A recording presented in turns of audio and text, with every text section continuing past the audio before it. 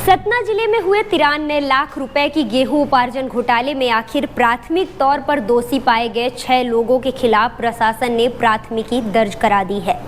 समूह अध्यक्ष, ऑपरेटर, बिचौलिया, ट्रांसपोर्ट के मैनेजर और नान के ऑपरेटरों के खिलाफ धारकुंडी थाने में आधी रात जांच दल ने एफआईआर दर्ज कराई। हालांकि इस खेल में शामिल रहे कई खिलाड़ी अभी भी बचे हुए हैं। मिली जानकारी के मुताबिक सतना में हुए 93 लाख रुपए के गेहूं घोटाले के मामले में एडीएम स्वप्निल बानखेड़े के निर्देश पर गठित जांच टीम ने धारकुंडी थाने में 6 लोगों के खिलाफ एफआईआर दर्ज करा दी। उनमें जैतमाल बाबा स्व सहायता समूह की अध्यक्ष सीतागिरी ऑपरेटर अभिलाष सिंह, शिव सिंह पटेल ट्रांसपोर्ट का मैनेजर, सम्राट सिंह नागरिक आपूर्ति निगम का ऑपरेटर नरेंद्र पांडे एवं धनंजय द्विवेदी शामिल हैं। प्राथमिक जांच में इस पूरे घोटाले में जांच दल को उनकी संलिप्तता मिली है, लिहाजा धारकुंडी थाना पुलिस ने उनके खिलाफ आईपीसी की कई धाराएं पंजीबद्ध की है। आइए सुनते हैं एडिशनल एसपी विक्रम सिंह का क्या कुछ कहना है। ये थाना धारकुंडी अंतर्गत एक प्रकरण पंजीबद्ध हुआ है। उक्त प्रकरण जिला प्रबंधक NAM नान के द्वारा शिकायत के आधार पंजीबद्ध कराया गया है। अपराध क्रमांक 61/24 पंजीबद्ध है। धाराएं 406, 417, 420, 467, 468, 471, 120B IPC, इन धाराओं के तहत प्रकरण पंजीबद्ध है।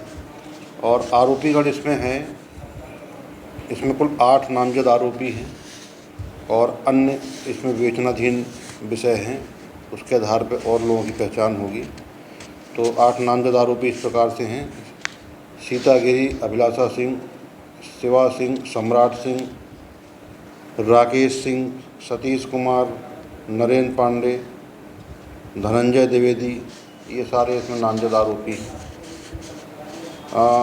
प्रकरण को पंजीबद्ध करके बेचना में लिया गया है। प्रकरण मूलतः गेहूं के परिवहन को लेके इसमें खुर्द-बुर्द किए जाने और कूट रचित दस्तावेज तैयार किए जाने के संबंध में शिकायत पत्र है। इसकी विवेचना की जाएगी।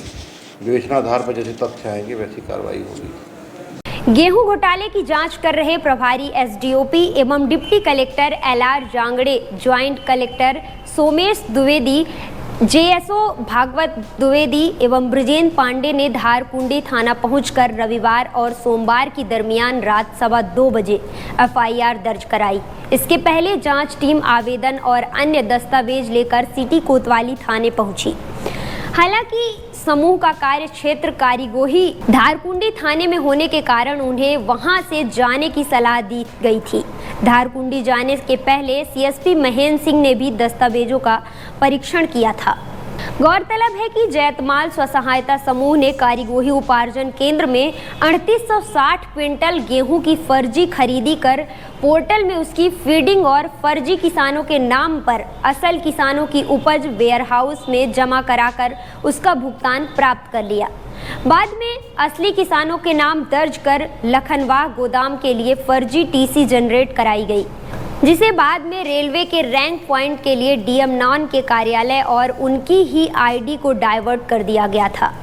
इन 13 फर्जी टीसी का एक्सेप्टेंस भी करा दिया गया। नतीजतन स्वीकृत पत्रक जारी होने के बाद 66 में से 58 किसानों को उस गेहूं का भुगतान भी करा दिया गया, जो कभी उपार्जन केंद्र आया ही नहीं था। जिन ट्रकों में यह गेहूं लोड होना दिखाया और बताया गया, वे उन तारीखों में कारीगोही गए ही नहीं थे। यह टीसी रैंक पॉइंट के लिए डाइवर्ट तो कराई गई थी, लेकिन वास्तव में सेंट्रल पूल में एफसीआई की तरफ से गेहूं लोड करने का ना तो कहीं कोई आदेश था और ना ही ऐसा कोई रैंक रेलवे में आया था। जानकारों की माने तो सभी 66 किसानों का भुगतान हो जाने के बाद पोर्टल पर यह सारी प्रविष्टियां डिलीट कर दी जाती और किसी को कानो कान खबर हुए बिना 93 लाख का गेहूं घोटाला कभी पकड़ में ही नहीं आ पाता। एक सेंटर पर लोगों ने एक फर्जीवाड़ा करने की कोशिश की और उन्होंने बिना परिवहन किए उसको परिवहन दिखाया कि एफसीआई के रैक पॉइंट में परिवहन किया गया है। क्योंकि एफसीआई की कोई रैक नहीं लगी थी उन दिनों में, इसी कारण से ये मामला तत्काल प्रकाश में आया। उस पर हमने कार्रवाई की और उसमें से संबंधित जितने भी किसान थे उनके खातों पर रोक लगा दी गई। जिनको भुगतान हो गया था उनके खातों पर रोक लगा दी है और जिनको भुगतान नहीं हुआ है उनके भुगतान पर रोक लगा दी है। जिससे कि इकोनॉमिकली शासन का कोई क्षति ना पहुंचने पाए। साथ ही कुछ फर्जी लोगों के नाम सामने आ रहे हैं कि जो लोग इसमें इन्वॉल्व थे उनके भी हमने खातों पर रोक लगा दी है। उस सेंटर पे आगे से बिक्री करने से प्रतिबंधित कर दिया है और जो भी लोग इसमें इन्वॉल्व हैं उन सभी के अगेंस्ट में हमने एफआईआर करने की भी कार्रवाई की है और उस पर लगातार जांच चल रही है और जो भी लोग इसमें इन्वॉल्व होंगे उन सब पे सख्त से सख्त कार्रवाई की जाएगी। डीएम नाम पर कार्रवाई हुई है, किस तरह की कार्रवाई हुई, इनकी हाँ। संलिप्तता किस तरह की दिखाई गई, क्या लगा? चूँकि ये जो पूरा ऑनलाइन सिस्टम है उसका नोडल विभाग नान है, तो डीएम नान की ये जिम्मेदारी बनती है कि ये इन सब चीज़ों पे लगातार वॉच करें, उनको रोकें। तो जो उन्होंने कार्य में लापरवाही बरती है इसी कारण उनको सस्पेंड किया गया। अभी जांच अभी लगातार जारी है और उसमें अभी और भी लोग जो संदिग्ध लोग हैं उनके अगेंस्ट भी कार्रवाई की जाएगी। तो कितने का स्टैम्प हुआ है इसमें? जो 13 ट्रक जिनको मतलब फर्जी ट्रांसपोर्टेशन दिखाया गया था उसमें जितना क्वांटिटी थी उसके हिसाब से उसकी वैल्यू 93 लाख की होती है। और उससे संबंधित जितने भी किसान हैं उन सभी के खातों पर रोक लगी हुई है।